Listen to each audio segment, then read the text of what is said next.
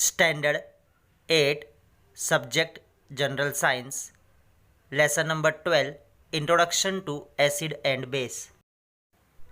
Acid and Base.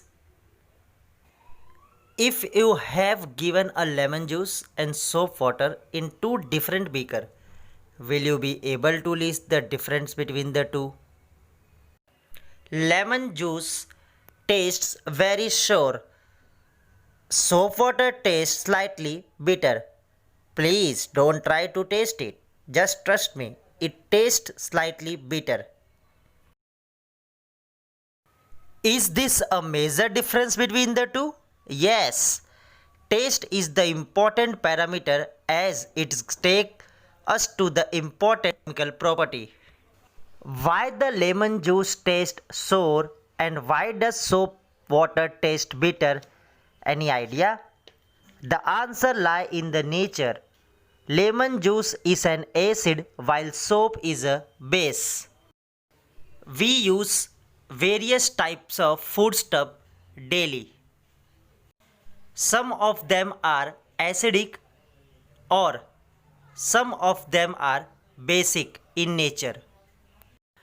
Some substances are sour in nature and some are bitter and some are soapy or slippery to touch. This is due to the acidic or basic substances present in them. Lemon, tamarind, vinegar or amla-like substances acquire sour taste due to the presence of a typical compound in them. Such compounds imparting sour taste are called acids. Acids are soluble in water and they are corrosive in nature. Animals and plants also possess acid in them. Acids present in the foodstuff are called natural acid or carbonic acid. These acids being weak in the nature are called weak acids. Some acids are strong in the nature. They are caustic, inflammatory. Example sulfuric acid, hydrochloric acid and nitric acid. These acids are also called as mineral acids. The skin get burned when their concentrated solution fall on the skin. Similarly, their vapors if inhaled can be harmful to the health. Strong concentrated acid are converted into their dilute acid by slowly adding them into water. Such dilute acids are less harmful than their corresponding strong acid. If you taste dilute solution of baking soda, you will find it astringent, bitter substance having bitter taste and slippery to touch. Example, lime water, baking soda, caustic soda and soap are called bases. Bases are completely different from acids. Chemically, they have property opposite to that of the acids. They are also inflammatory to skin in their concentrated form. We know that the distilled water is tasteless. Water is neither acidic nor basic. Indicator. The substances which are neither acidic nor basic and are chemically inert in the nature. Touching or tasting of acid or base is very harmful and hence typical indicators are used to recognize them. The substances which change their color in presence of the acid or base are called indicators. Litmus paper, methyl orange, phenolphthalein, methyl red are some examples of the laboratory indicators.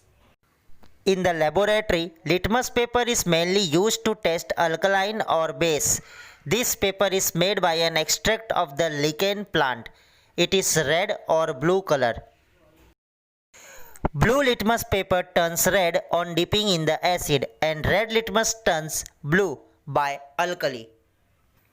Turmeric paper is yellow in color in acidic solution and it turns red in the basic solution.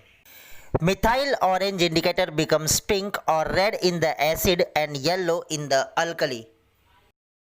Phenolphthalein remains colorless in the acid and becomes pink in alkali. Some natural and synthetic dyes show different colors in acidic and basic solution. These natural and synthetic dyes are called as a indicator. On non-availability of laboratory indicator, natural indicators can be made by using several domestic substances. You must have seen yellow food stain turning red after washing with the soap. This color change is a result of chemical reaction between turmeric and alkaline material of a soap. Here, turmeric acts as an indicator. Natural indicators can also be prepared from red cabbage, radish, tomato and similarly from hibiscus and rose flowers. So, dear students, so far we have learned what is acid and base and what is indicator and how indicator used to check the acidity and basicity of substances. We will learn some properties of acid and base and the uses of acid and base in the next video. Thank you.